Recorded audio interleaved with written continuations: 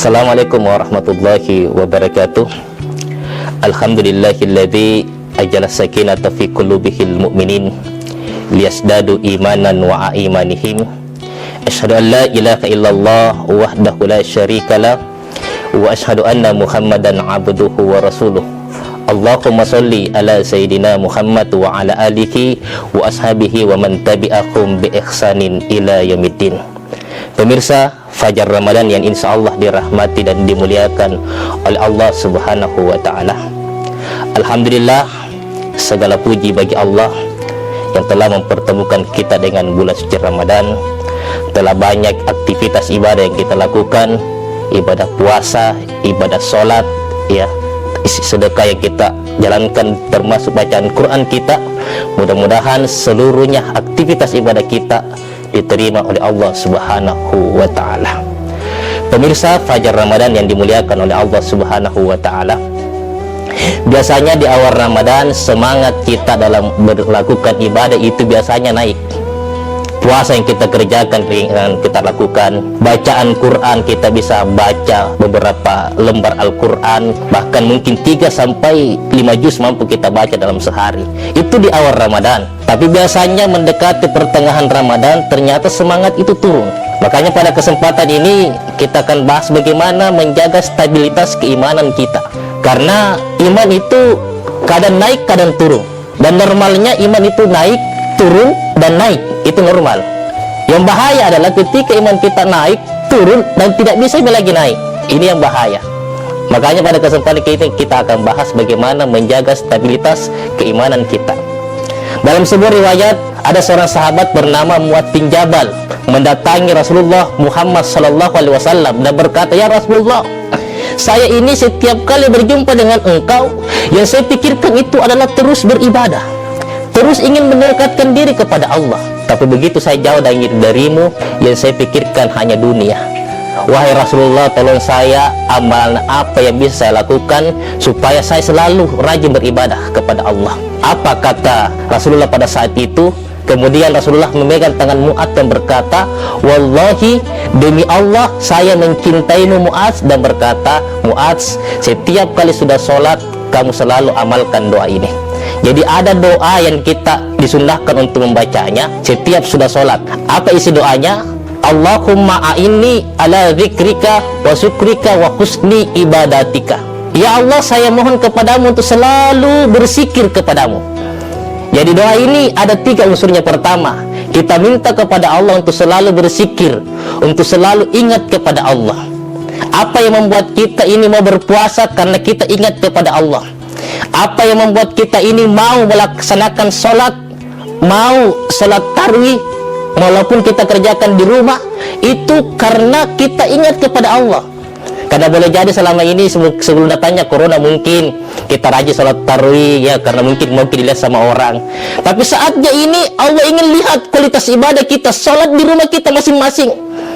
Meskipun mungkin bacaan Quran kita, hafalan Quran tak itu tinggi, tapi Allah tidak lihat itu. Iya, Allah hanya melihat kesungguhan kita. Dan siapapun yang ingat kepada Allah pasti hatinya jadi tenang. Ala bizikrillah tatmainnul qulub. Dan hanya ingat kepada Allah, hati kita menjadi tenang. Oleh karenanya kita minta kepada Allah untuk selalu berzikir kepada Allah, untuk selalu ingat kepada Allah. Ada beberapa zikir yang kita dianjurkan untuk selalu membacanya. Ya, pertama, ketika memulai sesuatu kita ucapkan bismillah. Kenapa? Pekerjaan yang dimulai dengan bismillah insya Allah akan ada ridhonya Allah. Yang kedua, pekerjaan yang dimulai dengan bismillah pasti pekerjaan itu baik. Tidak ada orang satupun saya pernah lihat pencuri kalau misalnya mau curi sendalnya orang dia baca bismillah, tidak ada. Ya. Makanya pemirsa Fajar Ramadan yang dimuliakan oleh Allah, awali aktivitas kita dengan bismillah. Insya Allah apapun itu yang ada di sekeliling kita yang ingin merusak diri kita, mau merusak tubuh kita, insya Allah akan jauh. Mulai dengan bismillah. Kemudian kita selesai melakukan sesuatu, kita ucapkan alhamdulillah. Berjanji kepada orang, kita ucapkan insya Allah. Lihat sesuatu yang luar biasa, kita ucapkan masya Allah. Lihat sesuatu yang aneh, kalau orang Makassar bilang buagang palili. Tapi kita ucapkan ketika lihat sesuatu yang aneh, sunnahnya kita ucapkan subhanallah, maha suci Allah. Pemirsa, fajar Ramadan yang dimuliakan oleh Allah Subhanahu wa taala, ini pertama, berzikir kepada Allah. Yang kedua, kita minta kepada Allah untuk selalu bersyukur. Ya. Kenapa kita minta kepada Allah untuk selalu bersyukur? Dalam kondisi sekarang ini, ada yang dirumahkan, ada yang tidak mendapatkan penghasilan. Saat ini mari kita syukuri apapun kondisi kita, paling tidak kena virus corona.